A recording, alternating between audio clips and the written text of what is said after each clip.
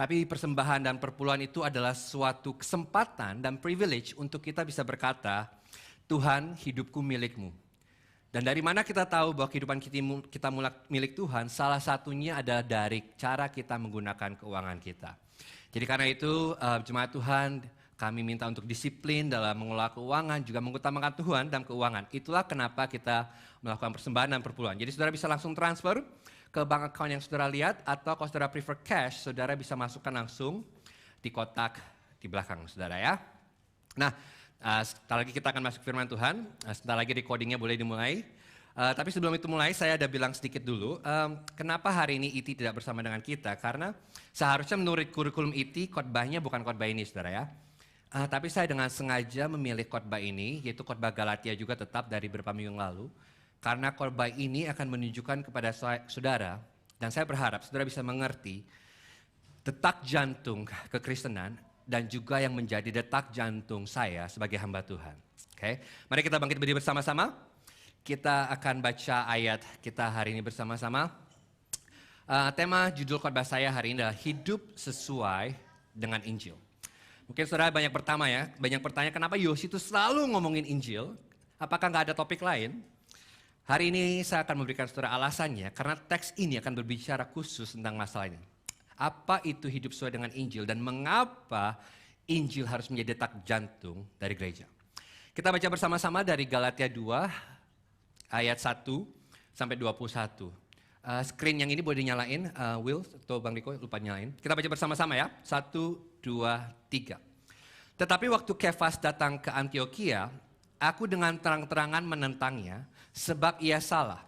Karena sebelum beberapa orang dari kalangan Yakobus datang, ia makan sehidangan dengan saudara-saudara seiman yang tidak bersunat. Tetapi setelah mereka datang, ia mengundurkan diri dan menjauhi mereka karena takut terhadap saudara-saudara yang bersunat. Orang-orang Yahudi yang lain pun turut berlaku munafik dengan dia, sehingga Barnabas sendiri turut terseret oleh kemunafikan mereka. Tapi waktu kulihat bahwa kelakuan mereka itu tidak sesuai dengan kebenaran Injil, aku berkata kepada Kefas di hadapan mereka semua, jika engkau seorang Yahudi hidup seperti orang bukan Yahudi dan tidak seperti orang Yahudi, bagaimana engkau dapat memaksa saudara-saudara yang tidak bersunat untuk hidup seperti orang Yahudi? Menurut kelahiran, kami adalah orang Yahudi dan bukan orang berdosa dari bangsa-bangsa lain. Lanjut, kita tahu bahwa tidak seorang pun yang dibenarkan karena melakukan hukum Taurat, tetapi hanya melalui iman dalam Kristus Yesus. Sebab itu kami pun telah percaya kepada Kristus Yesus supaya kami dibenarkan karena iman dalam Kristus dan bukan karena melakukan hukum Taurat. Sebab tidak ada seorang pun yang dibenarkan karena melakukan hukum Taurat. Tapi jika kami sendiri sementara kami berusaha untuk dibenarkan dalam Kristus ternyata adalah orang-orang berdosa, apakah hal itu berarti bahwa Kristus adalah pelayan dosa? Sekali-sekali tidak. Karena jikalau aku membangun kembali apa yang telah kurombak, aku menyatakan diriku sebagai pelanggar hukum Taurat. Sebab aku telah mati oleh hukum Taurat untuk hukum Taurat, supaya aku hidup untuk Allah. Aku telah disalibkan dengan Kristus, namun aku hidup. Tetapi bukan lagi aku sendiri yang hidup, melainkan Kristus yang hidup di dalam aku. Hidup yang sekarang aku hidupi secara jasmani adalah hidup oleh iman dalam anak Allah yang telah mengasihi aku dan menyerahkan dirinya untuk aku. Aku tidak menolak anugerah Allah, sebab sekiranya ada pembenaran melalui hukum Taurat, maka sia-sialah kematian Kristus. Kita berdoa. Bapak, kami terima kasih untuk firman-Mu yang baru saja kami baca.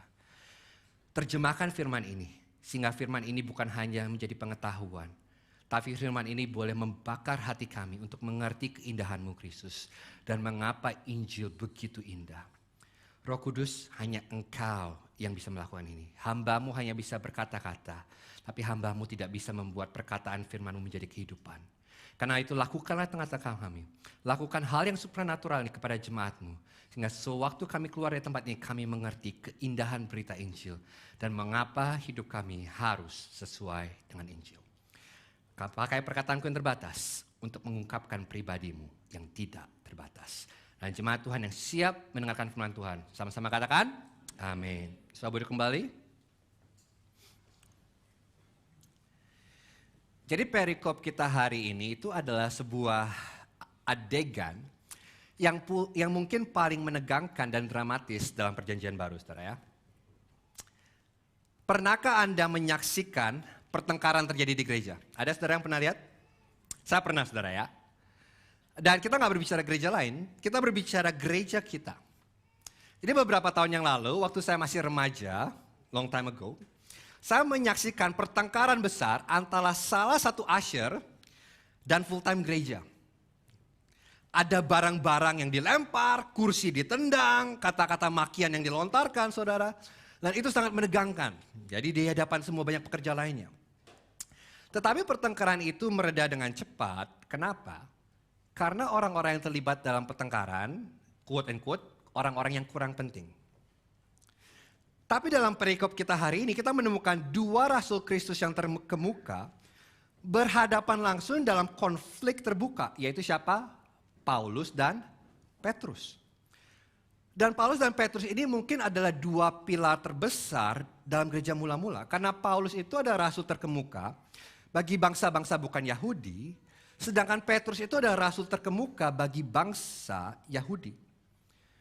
Dan kedua-duanya penuh dengan Roh Kudus, kedua-duanya dipakai Tuhan dengan luar biasa, dan kedua-duanya sangat dihormati oleh orang-orang Kristen lainnya.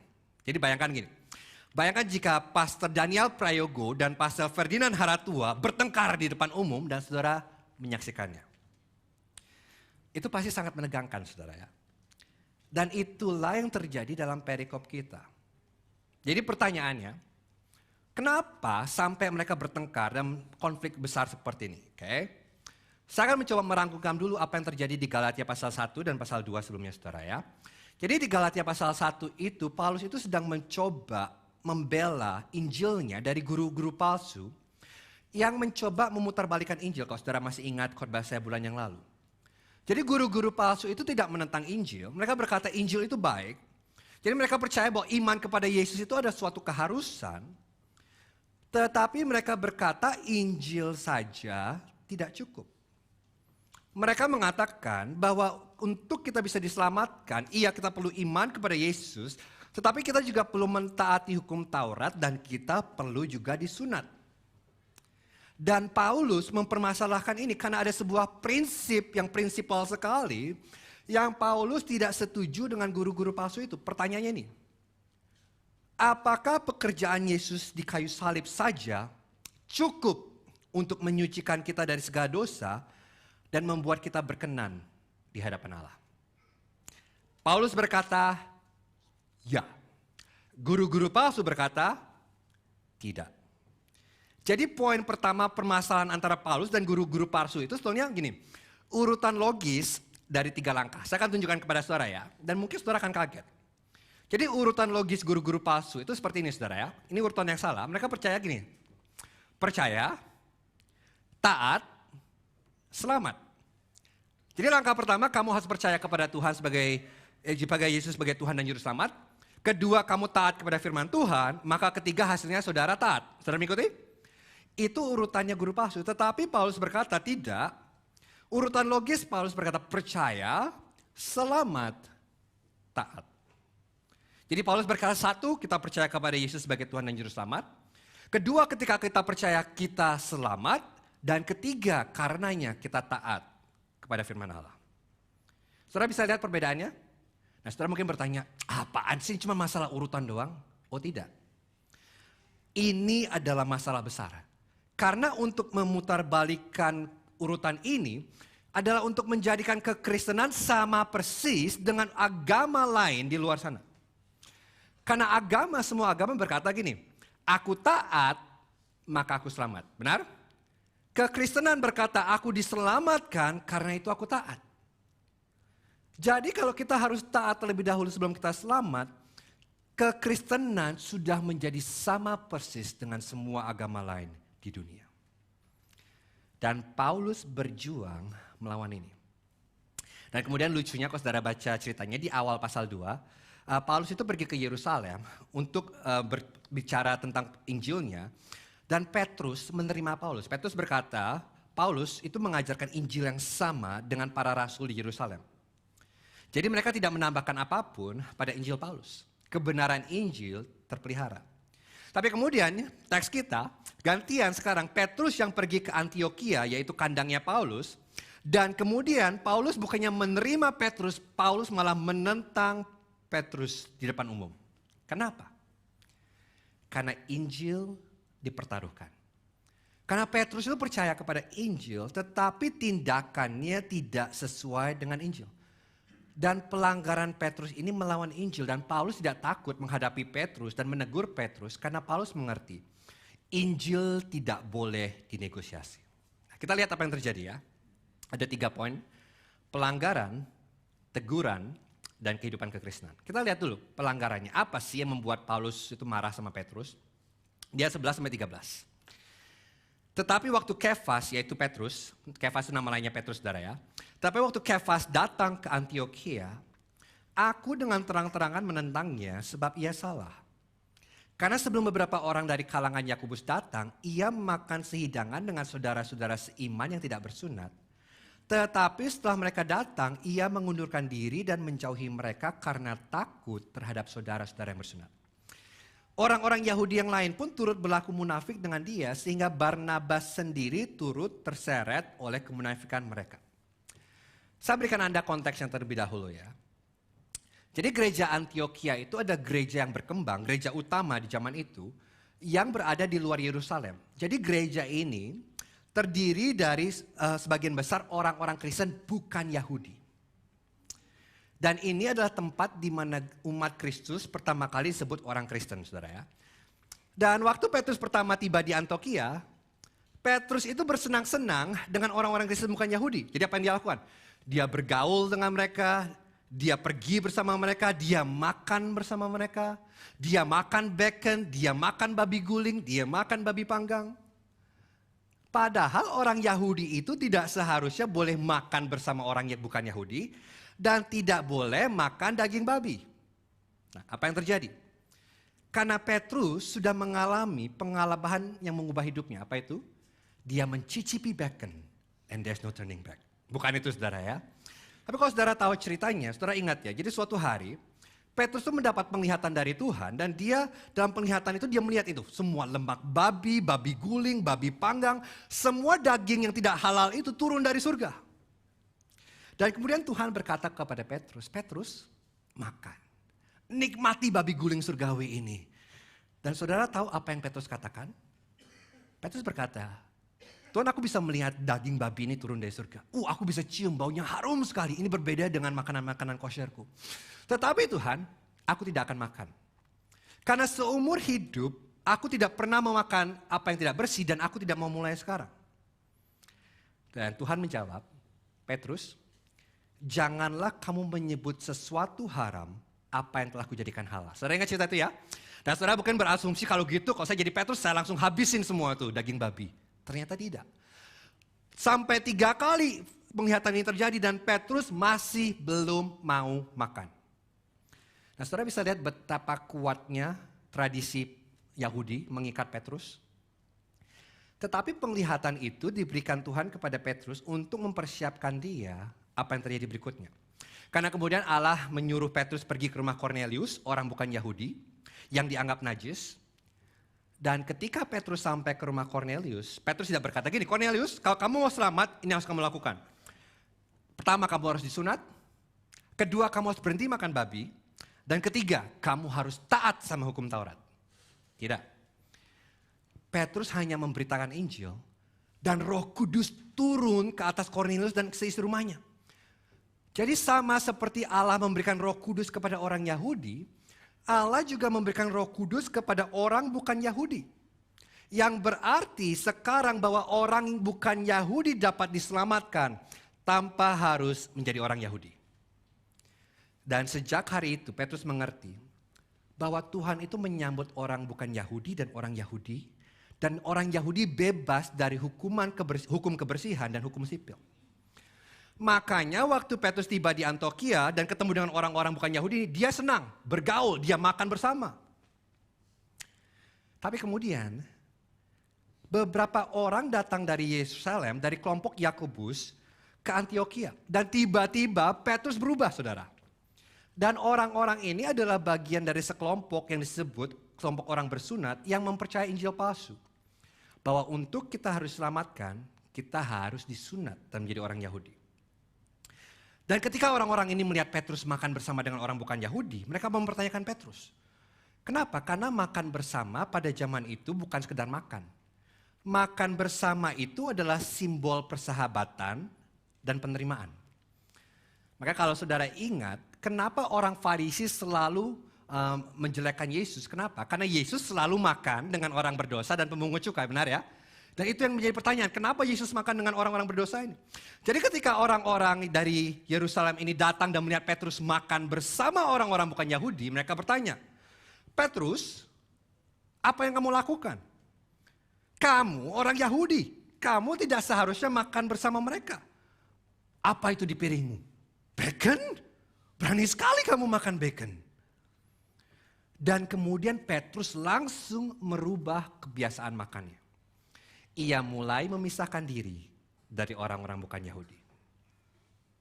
Perhatikan, kenapa Petrus melakukannya? Petrus tidak melakukannya karena ia percaya bahwa adalah salah untuk makan bersama dengan orang-orang bukan Yahudi. Petrus tidak mengubah keyakinannya. Dia tahu persis bahwa Allah telah menerima orang-orang bukan Yahudi. Tetapi dikatakan apa? Petrus takut kepada kelompok orang yang bersunat. Dengan kata lain, Petrus menghindari orang-orang bukan Yahudi bukan karena keyakinan teologisnya, tetapi karena takut kepada manusia. Petrus percaya kepada Injil, tetapi tindakannya menentang Injil. Keyakinan dan tindakan Petrus tidak sesuai. Dia mengizinkan perbedaan budaya dan rasa takut terhadap manusia menjadi lebih penting daripada kesatuan Injil. Dan perhatikan baik-baik. Ketika kita lebih takut kepada manusia daripada kepada Allah, kita cenderung menyangkal Injil. Dan ini yang lebih parah. Ternyata yang berubah bukan cuma Petrus. Karena Petrus ini orang terkemuka, sikap pengecut Petrus ini menyebar seperti api liar. Dan jadinya sekarang orang-orang Yahudi lainnya di gereja Antiokhia mulai menghindari orang-orang bukan Yahudi. Termasuk Barnabas. Nah, siapa Barnabas? Barnabas ini kalau saudara perhatikan adalah orang yang menemani pelayanan Paulus ke orang-orang bukan Yahudi.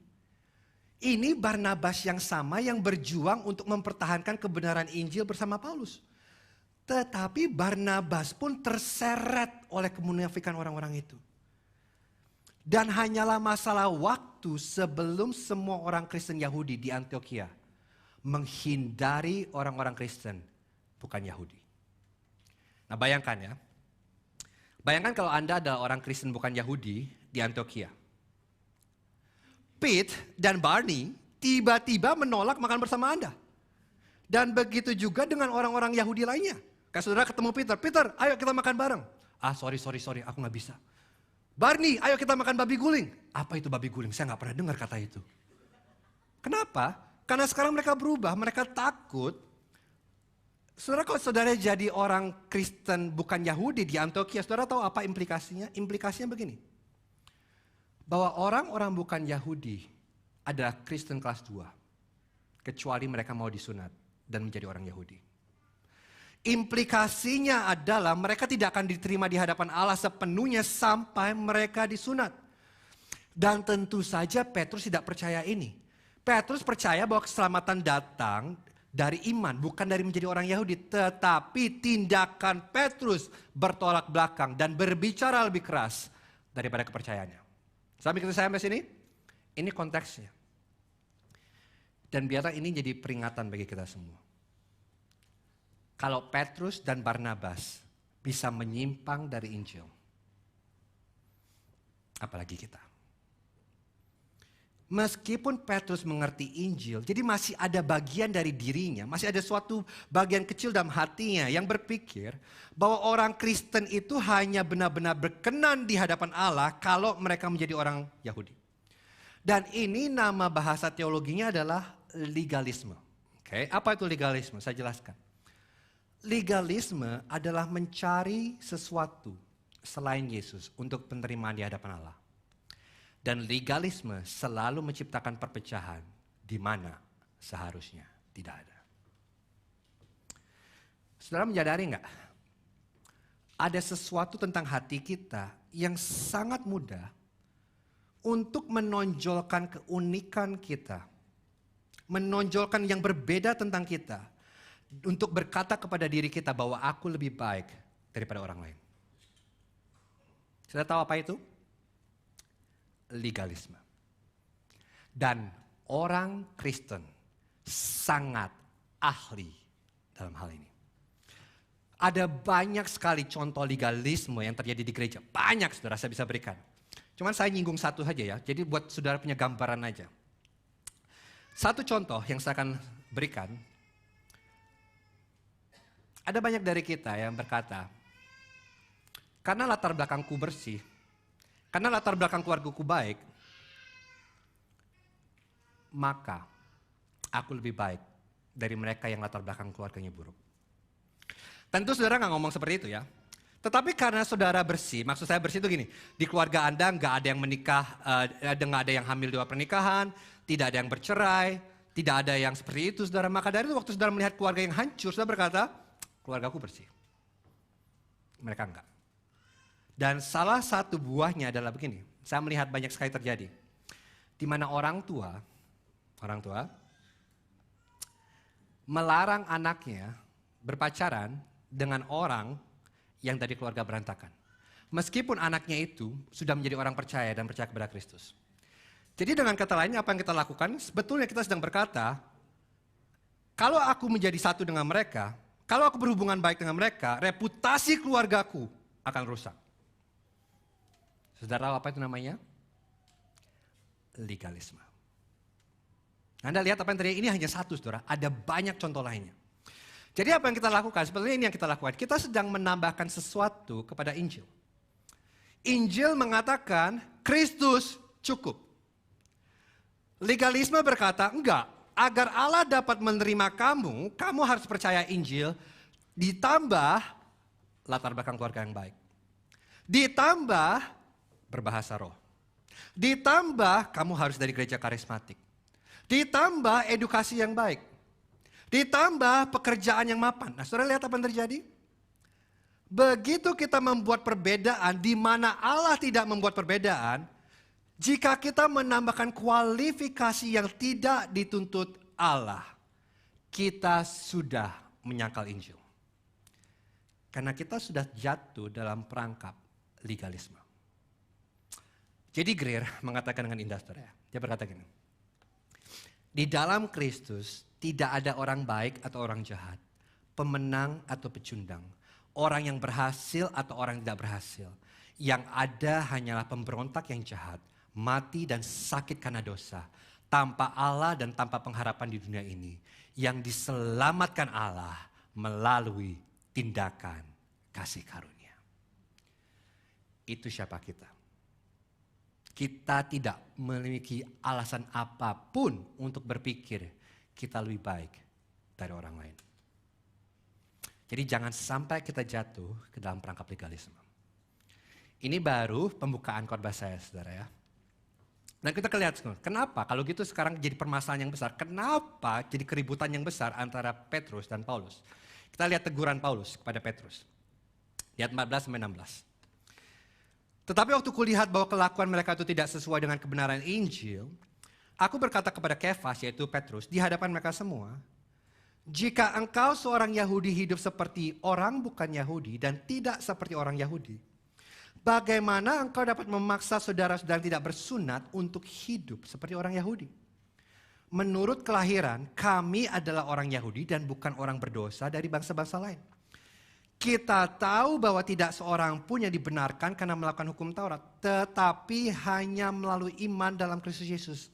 Sebab itu kami pun telah percaya kepada Kristus Yesus supaya kami dibenarkan karena iman dalam Kristus dan bukan karena melakukan hukum Taurat. Sebab tidak ada seorang pun yang dibenarkan karena melakukan hukum Taurat. Jadi Paulus ini adalah orang yang benar-benar berapi-api untuk Injil ya. Jadi waktu dia melihat apa yang Petrus lakukan itu salah, dia nggak takut untuk menentang Petrus. Dan ini bukan seorang pendeta menegur jemaatnya, bukan saudara. Ini seorang pendeta terkemuka yang menegur pendeta terkemuka lainnya di depan umum. Nah, saudara mungkin bertanya, kenapa di depan umum? Kenapa nggak secara pribadi? Karena dosa Petrus sudah menyebabkan skandal publik. Tindakannya sudah menyebabkan orang-orang Yahudi lainnya terpengaruh. Jadi orang-orang Yahudi lainnya juga perlu tahu bahwa tindakan Petrus itu salah dan mereka salah. Dan ini bukan konfrontasi demi konfrontasi. Paulus tidak berargumen hanya demi berargumen. Ini bukan Twitter, ini bukan Facebook. Karena bagi Paulus yang dipertaruhkan di sini adalah kebenaran Injil. Pelanggaran Petrus bukanlah masalah makanan. Ini adalah masalah Injil. Nah, saudara mungkin bertanya, tunggu dulu Yos. Ini kan cuma masalah rasisme dan makanan. Apa maksudmu ini adalah masalah Injil? Saya jelaskan. Jadi Paulus mengatakan di sini bahwa masalah Petrus dan kelompok bersunat ini adalah kelakuan mereka tidak sesuai dengan kebenaran Injil. Nah, kata sesuai itu berasal dari sebuah kata Yunani, orthopodeo. Nah, podeo itu adalah sebuah kata dari asal kata yang kita tahu podiatris yang berarti berjalan. Dan orto berarti lurus. Anda pergi ke ortodontis untuk meluruskan gigi Anda, benar ya? Jadi ortopodeo, berarti ada yang dentis sepertinya di sini ya. Jadi ortopodeo itu berarti berjalan dalam garis lurus, benar ya? Nah, saya beri contoh gini ya. Saya punya mobil baru dan setiap kali saya punya mobil baru, oh Tesla ya? Bukan saudara, itu mobil Anda bukan mobil saya. Saya Hyundai aja cukup saudara ya. Jadi di mobil baru saya ini ada teknologi baru yang namanya lane keep assist. Saudara tahu itu? Jadi teknologi ini memperingatkan saya setiap kali mobil saya mulai keluar jalur, dia mulai tut gitu ya. Dan bahkan menggerakkan setir saya untuk memastikan saya tetap berada dalam jalur. Saya sama sekali tidak suka teknologi ini.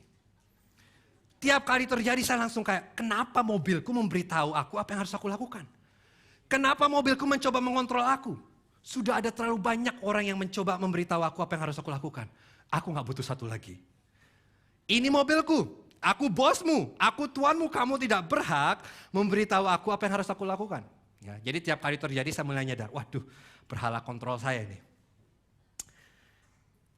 Dan Paulus mengatakan begini, Injil itu memiliki sebuah jalur. Injil itu memiliki sebuah garis. Injil itu adalah seperangkat kebenaran, benar. Dan adalah peran kita untuk membawa segala sesuatu dalam hidup kita sesuai dengan jalur ini, dengan kebenaran-kebenaran ini. Nah pertanyaannya, kebenaran apa?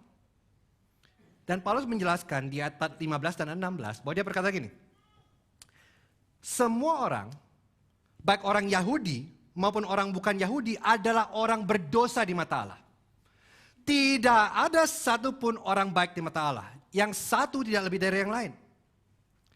Dan seseorang dibenarkan bukan karena melakukan hukum Taurat, tetapi karena iman kepada Yesus. Satu-satunya cara seseorang dapat dibenarkan di hadapan Allah adalah melalui pembenaran oleh iman kepada Kristus.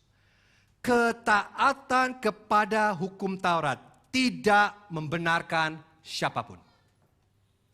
Nah, perkataan pembenaran oleh iman ini sangat penting. Ya, ulangi dengan saya, bersama dengan saya, pembenaran dengan iman. Sekali lagi, pembenaran dengan iman. Nah, apa itu?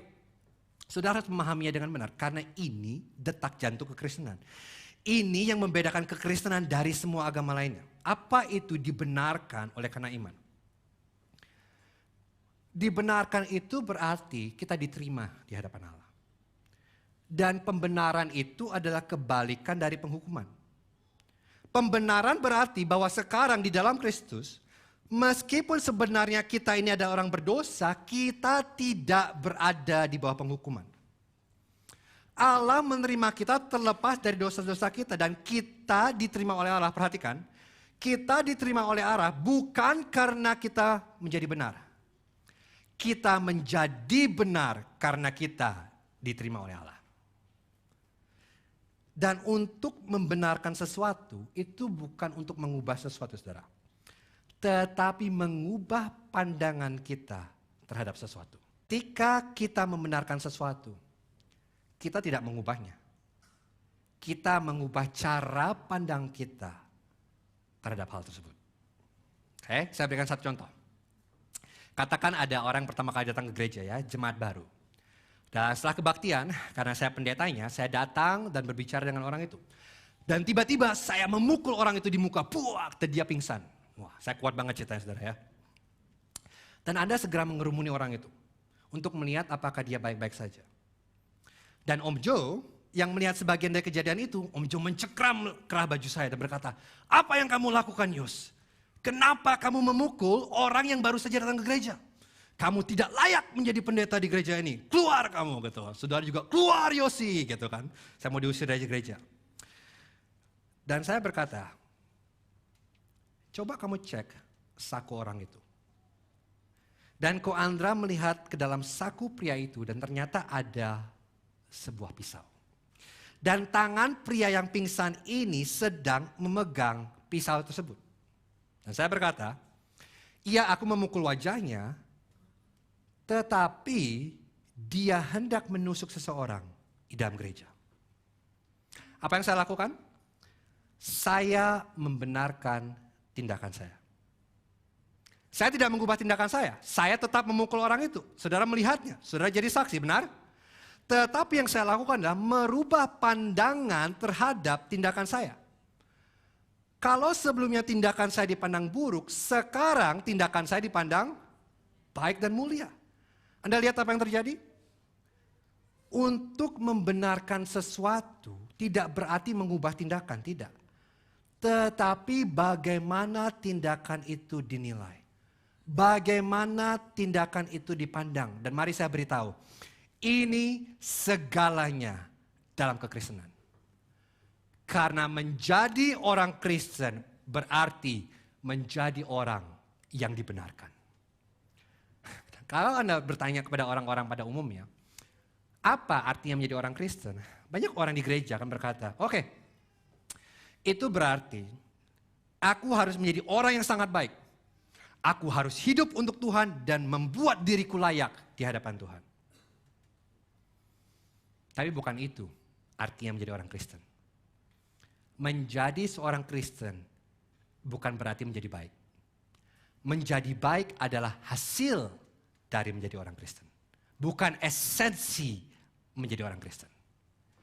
Seorang Kristen adalah seorang yang dibenarkan. Jadi bukan berarti saudara sebelumnya jahat tiba-tiba menjadi baik, bukan.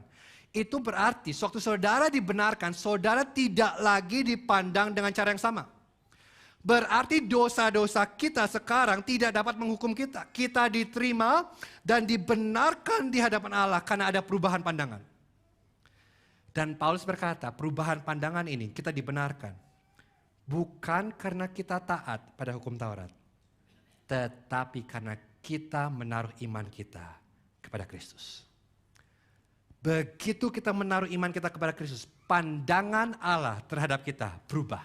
Satu saat kita jelek, kita najis, kita tidak layak. Begitu kita percaya, saat berikutnya kita menjadi kudus, kita dilihat benar, dan kita tidak bercacat karena Kristus. Inilah pembenaran oleh Injil. Inilah detak jantung kekristenan. Saudara mengikuti saya sampai sini? Dan kalau kita mempercayai ini, kebenaran ini memiliki implikasi yang begitu besar untuk seluruh kehidupan. Dan adalah tugas kita untuk membawa segala sesuatu dalam hidup kita sesuai dengan jalur Injil. Jadi kalau sudah bertanya kepada saya, apa itu sebetulnya peran kekristenan? Ada seperti ini. Peran kita sebagai umat Kristus adalah untuk memikirkan implikasi Injil dalam setiap area kehidupan dan membawa pemikiran, perasaan, dan perilaku kita sesuai dengan Injil. Beberapa tahun yang lalu, ketika saya pertama kali memahami hal ini, apa yang Paulus katakan di sini, ini merubah paradigma saya secara radikal tentang kekristenan. tentang cara saya berkhotbah, tentang cara saya melayani, tentang cara saya memberikan counseling. Dan saya berharap saudara bisa melihatnya juga, dan ini merubah pandangan Anda. Karena di dalam ayat-ayat ini, Paulus menunjukkan kepada kita keluasan dan kedalaman Injil. Pertama ya, kita lihat keluasan Injil terlebih dahulu. Jadi banyak orang cenderung berpikir gini, Injil itu baik, tapi Injil itu hanyalah titik awal kekristenan. Mereka berkata, oh ya tentu aja kita butuh Injil. Siapa yang gak butuh Injil? Tetapi untuk menjadi orang Kristen yang baik, kamu butuh lebih dari Injil. Kamu gak bisa berhenti di situ. Kamu butuh lebih dari sekedar Injil. Sekarang apa yang kamu butuhkan? Kamu butuh dipenuhi dengan Roh Kudus. Kamu perlu melakukan katesisasi. Kamu perlu ikut kelas kekristenan. Kamu perlu memiliki teologi yang lebih maju. Injil bagus, tapi Injil itu hanya bagi pemula. Kalau kamu mau jadi orang Kristen yang dewasa, kamu butuh lebih dari Injil. Saya sering dengar itu? Ini permasalahannya. Anda menyadari siapa yang ditegur oleh Paulus? Rasul Petrus. Dan saya berani jamin, Petrus jauh lebih dewasa rohani daripada kita semua. Dan saudara tahu bagaimana Paulus menegur Petrus? Ini yang dikatakan Paulus. Petrus, kamu melupakan Injil. Tindakanmu tidak sesuai dengan kebenaran Injil. Kamu tidak berpikir dengan jernih tentang implikasi Injil dalam hidupmu. Nah, setelah lihat apa yang terjadi?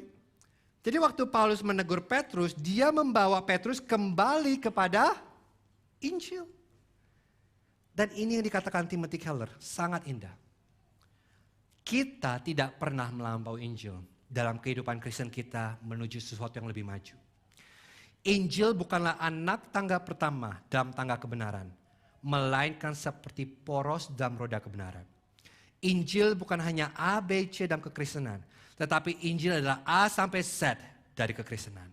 Injil bukan hanya doktrin minimum yang diperlukan untuk masuk ke dalam kerajaan, tetapi juga cara kita membuat semua kemajuan di dalam kerajaan. Jadi Injil itu memiliki sebuah jalur, dan jalur ini seharusnya mempengaruhi semua cara kita hidup. Jadi saya ada beberapa pertanyaan buat saudara. Apakah cara kita bekerja sesuai dengan Injil? Apakah cara kita berhubungan sesuai dengan Injil? Apakah cara kita membesarkan anak sesuai dengan Injil? Apakah cara kita menggunakan uang sesuai dengan Injil? Apakah cara kita berlibur sesuai dengan Injil? Sudahkah kita memikirkan implikasi dari kebenaran Injil ini dalam setiap bidang kehidupan? Karena keluasan Injil menjangkau kemana-mana. Injil mempengaruhi setiap bidang kehidupan. Dan bukan cuma itu. Nah ini yang lebih penting. Dan ini yang mengubah saya secara radikal, saudara ya. Perhatikan di sini, kedalaman Injil. Ketika Paulus menegur Petrus, dia nggak berkata gini, Pete, berhenti rasis. Rasisme itu salah, kamu tidak boleh rasis. Atau, Pete, kamu nggak boleh jadi orang munafik. Tuhan tidak suka orang munafik. Kamu tidak boleh takut kepada manusia, kamu harus takut kepada Tuhan. Paulus tidak mengatakan itu. Paulus bisa saja mengatakan itu dan dia tidak salah. Bukankah itu cara kita menegur orang ya biasanya ya? Kamu gini, nggak boleh ini, nggak boleh gitu. Paulus tidak melakukan itu. Alkitab menentang rasisme, kemunafikan, dan rasa takut akan manusia.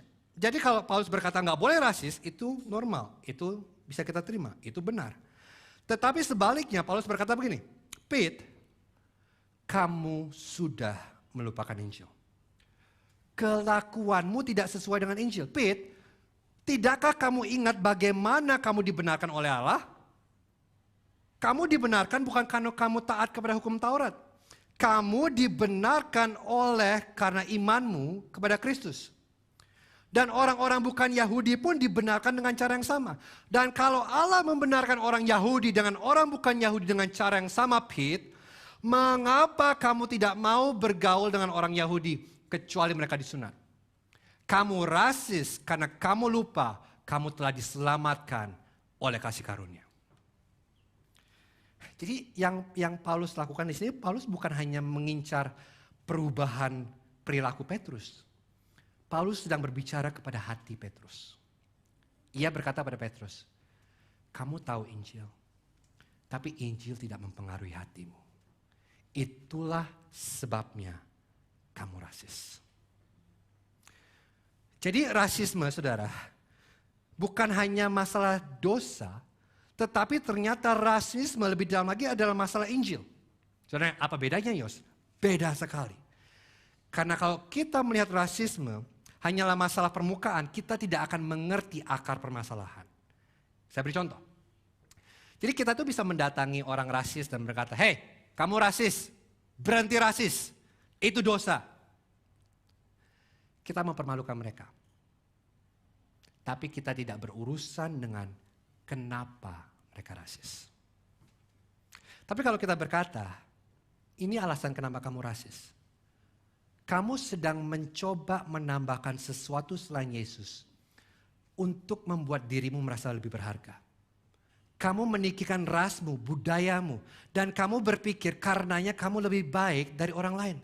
Kamu lupa bahwa kita semua adalah orang berdosa di mata Allah.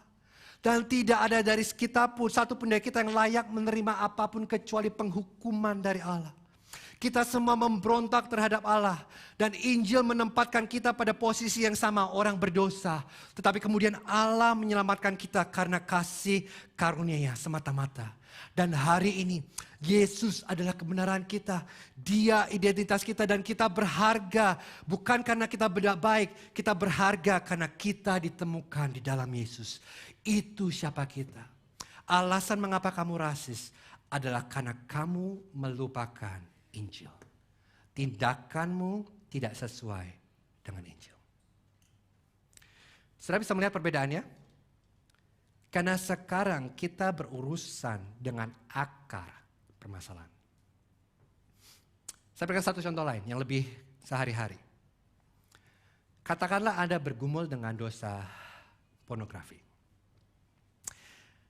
Adalah mitos, dosa pornografi itu adalah dosa yang hanya distruggle-kan oleh anak-anak muda yang belum menikah. Tidak. Saya bertemu dengan banyak pasangan suami istri yang masih struggle dengan pornografi. Jadi katakanlah Anda struggle dengan pornografi. Saya dapat datang kepada Anda dan berkata, "Hei, pornografi itu buruk. Berhenti. Itu adalah dosa terhadap Tuhan dan kamu merendahkan gambar dan rupa Tuhan dalam orang-orang tersebut. Itu menjijikkan dan akan merusak masa depan." Anda akan merasa malu. Tapi saya tidak akan banyak membantu Anda. Karena saya hanya berurusan dengan gejalanya, bukan penyakitnya. Tapi kalau kita mengerti sekarang pornografi adalah masalah Injil, ini merubah segalanya. Mengapa? Mengapa Anda kecanduan dengan pornografi? Karena Anda tidak berpikir bahwa Yesus cukup untuk pembenaran Anda. Anda tidak benar-benar percaya oleh pembenaran karena iman. Anda mungkin percaya di dalam kepala Anda, tetapi tindakan Anda tidak sesuai. Karena Anda masih berusaha untuk membuat Anda merasa puas melalui hal lain. Mungkin terjadi begini. Mungkin saudara tuh haus pujian. Tetapi saudara tidak mendapatkan pujian dari pasangan saudara dan orang lainnya. Dan karena itu Anda lari ke pornografi untuk membuat Anda merasa lebih berharga. Atau mungkin Anda perlu merasa bahwa Anda ini berkuasa. Dan gambar-gambar di layar Anda membuat Anda merasa Anda pegang kendali dan Anda memiliki kuasa. Jadi ada banyak alasan kenapa orang lari ke pornografi, tetapi pada akarnya itu adalah karena Anda melupakan Injil. Anda lupa bahwa Anda sudah memiliki penerimaan yang Anda cari, pengakuan yang Anda cari, pujian yang Anda cari di dalam Yesus. Anda berpaling ke hal lain selain Yesus untuk mendapatkan pembenaran. Dan kalau Paulus dapat berbicara empat mata dengan Anda, dia akan berkata gini, kamu percaya Injil di kepalamu, tapi Injil belum menembus hatimu. Kamu percaya di sini bahwa kamu tidak dibenarkan karena perbuatanmu tapi karena iman. Tetapi di dalam hatimu kamu masih mencoba dibenarkan oleh perbuatanmu. Dan alasan dibalik semua pergumulanmu adalah karena Injil belum meresap ke hati. Dan yang kamu butuhkan bukanlah beralih dari Injil. Yang kamu butuhkan adalah untuk lebih mengerti Injil. Dan hal ini tidak hanya berbicara untuk pornografi dan rasisme. Hal ini berlaku untuk semua dosa yang kita hadapi sebagai umat Kristus. Keserakahan, isi hati, rasa tidak aman, nafsu, kemarahan, kebencian, apapun itu. Akar dari dosa-dosa kita adalah karena kita tidak sungguh-sungguh mempercayai Injil. Jadi saya katakan begini, masalah kita untuk menjadi semakin serupa dengan Kristus adalah masalah pemahaman bahwa kita sudah sepenuhnya diterima karena siapa Kristus. Bahasa teologisnya, masalah kita dalam pengudusan adalah masalah memahami dan menghidupi pembenaran kita. Itu kenapa saudara dan saya tidak pernah bisa keluar dari Injil. Karena semua perubahan yang kita butuhkan dalam kehidupan kekristenan terjadi melalui sukacita kita atas karya Yesus yang sempurna bagi kita. Dan kita memikirkan implikasi Injil ke setiap bidang kehidupan dan ke kedalaman lubuk hati kita. Itu cara kita berubah. Dan poin terakhir saya. Kalau gitu apa itu kehidupan kekristenan? Ayat 17-19a. Tetapi jika kami sendiri, sementara kami berusaha untuk dibenarkan dalam Kristus ternyata adalah orang-orang berdosa. Apakah hal itu berarti bahwa Kristus adalah pelayan dosa? Sekali-kali tidak. Karena jikalau aku membangun kembali apa yang telah kurombak, aku menyatakan diriku sebagai pelanggar hukum Taurat. Sebab aku telah mati oleh hukum Taurat, untuk hukum Taurat, supaya aku hidup untuk Allah. Nah, jujur saudara ya, ini argumen kompleks sekali dan kemudian akan lanjutkan di pasal 3, yaitu khotbah sore saya hari ini. Saya akan coba menyederhanakannya buat saudara ya, simple saja. Jadi begini, pernahkah Anda mendengar tuduhan bahwa Injil doktrin ini baik tapi sangat berbahaya? Saya ingat banget ya saudara, waktu tahun-tahun ketika saya mulai mengkhotbahkan Injil di gereja ini, banyak orang mengira saya ini pengkhotbah hyper grace. Jadi mereka mengira bahwa saya ini mempromosikan hidup yang tidak bermoral. Kenapa? Karena mereka mengatakan bahwa saya menganjurkan kepada orang-orang, mereka bisa hidup semau mereka hidup dalam dosa, dan mereka bisa melakukan apapun yang mereka inginkan, dan mereka tetap diampuni dan diterima oleh Allah. Nah, setiap kali saya menerima kritik ini saya cuma tersenyum. Kenapa? Karena itu berarti saya memberitakan Injil yang benar. Karena setiap kali Injil benar diberitakan, tuduhan ini akan selalu mengikuti. Kita bisa lihat ini di semua suratan Paulus. Tetapi ini yang Paulus katakan. Paulus tidak berkata seperti itu. Paulus berkata gini, kalau ada seseorang yang sudah mengetahui bahwa pembenaran oleh iman berbuat dosa, apakah itu karena pembenaran oleh iman dalam Kristus mendorong orang itu untuk berdosa? Tentu saja tidak, kata Paulus. Tetapi jika seseorang yang menaruh iman mereka kepada Kristus tetap mempertahankan gaya hidup dosa mereka yang sama dan tidak berusaha untuk berubah, maka hal itu membuktikan bahwa orang tersebut tidak pernah sungguh-sungguh memahami Injil. Mengapa? Karena mereka yang telah memahami Injil tahu bahwa mereka telah mati untuk hukum Taurat, sehingga mereka dapat hidup untuk Allah. Dan Paulus sedang make argument di sini. Tujuan hukum Taurat bukan untuk menyelamatkan saudara dan saya. Tujuan hukum Taurat adalah menunjukkan saudara dan saya sama sekali tidak bisa menyelamatkan diri kita. Tujuan hukum Taurat memberitahu kita apa yang benar, tetapi tidak bisa membuat kita menjadi benar. Tetapi sewaktu kita menyadari hukum Taurat tidak menyelamatkan kita, saat itulah Injil menyentuh kita. Dan kita dibenarkan bukan karena ketaatan kita kepada hukum Taurat, tapi karena iman kepada Kristus. Dan berarti sekarang saudara dan saya sudah lagi tidak harus hidup sempurna menurut hukum Taurat. Karena Kristus sudah melakukannya untuk kita. Dan jika saudara percaya itu, jika saudara menerima Injil, sekarang saudara hidup untuk Allah. Implikasinya, sebelum kita benar-benar memiliki iman, sebelum kita mengerti Injil, kita mungkin orang baik, kita mungkin rajin gereja, kita mungkin taat hukum Taurat, tapi kita tidak pernah hidup untuk Allah. Kita hidup untuk diri kita sendiri. Kenapa? Karena jika kita mentaati Allah tanpa mengetahui bahwa kita telah diterima, kita menaati Allah bukan karena kasih kepada Allah, melainkan untuk mendapatkan penerimaan dari Allah. Tetapi jika kita tahu bahwa kita telah diterima oleh Allah, kita ingin mentaati Allah untuk Allah. Terjadi perubahan motivasi kenapa saudara taat. Apakah saudara taat untuk kepentingan saudara atau saudara taat untuk menyenangkan Tuhan. Itu sebabnya ayat berikutnya, ayat favorit saya dalam Alkitab berkata gini, ayat 19b dan 20. Aku telah disalibkan dengan Kristus, namun aku hidup, tetapi bukan lagi aku sendiri yang hidup, melainkan Kristus yang hidup dalam aku. Hidup yang sekarang aku hidupi secara jasmani adalah hidup oleh iman dalam anak Allah yang telah mengasihi aku dan menyerahkan dirinya untuk aku. Dan ini kehidupan kekristenan. Apa itu? Bagian dalam diri kita yang ingin membenarkan diri kita dengan perbuatan kita sudah disalibkan bersama dengan Kristus. Itu sudah mati.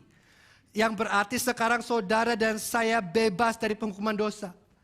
Dan kehidupan yang kita jalani sekarang bukanlah kehidupan yang mencoba mendapatkan perkenanan Allah, tetapi kehidupan oleh iman yang sudah mengetahui bahwa Yesus telah mengasihi kita, Yesus telah menerima kita sepenuhnya, dan Yesus sudah memberikan dirinya bagi kita. Dan ini saudara keindahan Injil. Ketika kita menaruh iman kita kepada Yesus, kematian Yesus adalah kematian kita. Kehidupan Yesus adalah kehidupan kita. Kita bebas dari penghukuman dosa. Kenapa? Karena waktu Yesus mati di kayu salib, seolah-olah kita disalib di sana bersama Yesus. Dan saat ini kita dikasihi sepenuhnya oleh Allah. Seolah-olah kita hidup sempurna seperti hidup yang Yesus jalani. Di dalam Yesus kita benar, kita indah, kita tidak bercacat. Inilah kehidupan kekristenan. Jadi kehidupan kekristenan itu saudara bukan tentang aku hidup untuk Kristus, bukan. Kehidupan kekristenan adalah mempercayai Kristus untuk hidup bagi kita, melalui kita, dan di dalam kita. Dan ketika dia melakukannya, ini yang terjadi. Saudara dan saya memiliki keinginan yang baru. Kita dalam hati kita ingin hidup bagi Tuhan. Kita ingin mencintai Tuhan. Kita ingin menyenangkan hatinya. Bukan berarti kita kebal dari dosa. Kita masih bisa berbuat dosa. Tapi hati kita tidak ingin melakukannya. Karena segala sesuatu tentang hidup kita sudah berubah. Bukan lagi aku sendiri yang hidup. Melainkan Kristus yang hidup di dalam aku. Inilah kehidupan kekristenan. Dan saya tutup dengan ini. Ayat terakhir. Ayat 21. Aku tidak menolak anugerah Allah. Sebab sekiranya ada pembenaran melalui hukum Taurat, maka apa saudara? Sia-sialah kematian Kristus. Kita hanya punya dua pilihan. Kristus akan melakukan segalanya bagi kita. Atau Kristus tidak melakukan apapun bagi kita. Semuanya atau tidak sama sekali. Tidak ada tengah-tengah. Kita nggak bisa menggabungkan keselamatan oleh usaha manusia dan keselamatan oleh iman. Karena Paulus berkata, kalau kita bisa menjadi benar dengan usaha kita sendiri, kematian Kristus tidak ada artinya. Saya tutup dengan ilustrasi ini. Bayangkan rumah Anda terbakar. Dan Anda berhasil lolos. Satu keluarga berhasil lolos dari api. Tapi kemudian saya datang kepada Anda di tengah-tengah rumah Anda masih kebakaran. Dan saya berkata, aku akan menunjukkan kepadamu betapa aku mengasihimu sebagai pendetamu. Dan saya berlari ke rumah yang terbakar dan saya mati. Anda akan berpikir, orang ini gila. Puji Tuhan, dia bukan lagi pendetaku. Kematian saya yang tragis itu sangat bodoh dan tidak berarti, benar? Tetapi bayangkan, rumah Anda terbakar. Anda dan keluarga Anda berhasil lolos. Tetapi ada satu anak ketinggalan dalam api. Dan saya datang dan berkata kepada Anda, aku akan menunjukkan kepadamu betapa aku mengasihimu sebagai pendetamu. Dan saya lari ke rumah yang terbakar. Dan dalam proses, saya berhasil menyelamatkan anak Anda. Tapi saya kehilangan nyawa saya. Anda akan berpikir, lihat betapa pendetaku mengasihi keluargaku. Aku akan menamai anakku dengan namanya. Nama tengah anak saudara jadi Yosia gitu ya.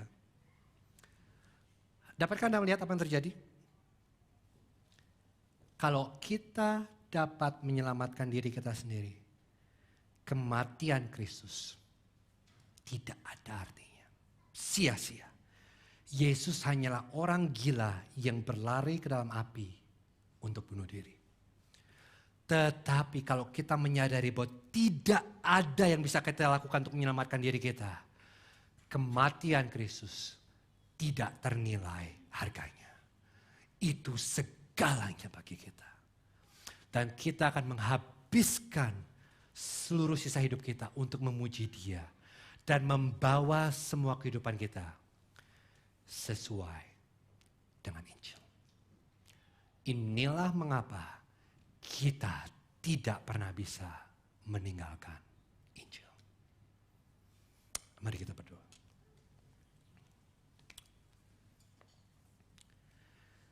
Bapak, aku berterima kasih buat kesempatan kalau aku bisa membagikan firman-Mu. Dan aku tahu Tuhan, perkataanku sangat amat terbatas. Yang bisa membuat semua ini menjadi keindahan dalam hati kami hanyalah Engkau Roh Kudus. Karena itu aku minta Roh Kudus Kau terus lanjutkan. Biarlah benih firman-Mu yang sudah ditaburkan pagi hari ini boleh bertumbuh dalam hati jemaat-Mu.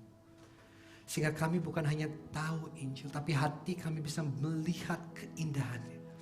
Betapa Injil mengubah segalanya dalam kehidupan kami. Bahwa semua akar permasalahan kami adalah kami lupa betapa indahnya, betapa mengagumkannya pembenaran kami dalam Kristus. Dan biarlah kebenaran ini terus memampukan kami Tuhan untuk bertumbuh sebagai umat Kristus, sebagai gereja-Mu. Aku gak sanggup melakukannya, tidak ada manusia yang bisa melakukannya. Hanya kuasa-Mu Roh Kudus. Terus Tuhan, sirami bibit benih yang sudah tertanam ini. Dan biarlah kami boleh menjadi gereja yang terus bertumbuh dalam Injil. Biarlah kehidupan jemaat-Mu boleh menjadi kehidupan yang sesuai dengan Injil. Bantu kami Tuhan, bantu kami Roh Kudus. Dan kami panjatkan semua doa ini dalam satu nama. Nama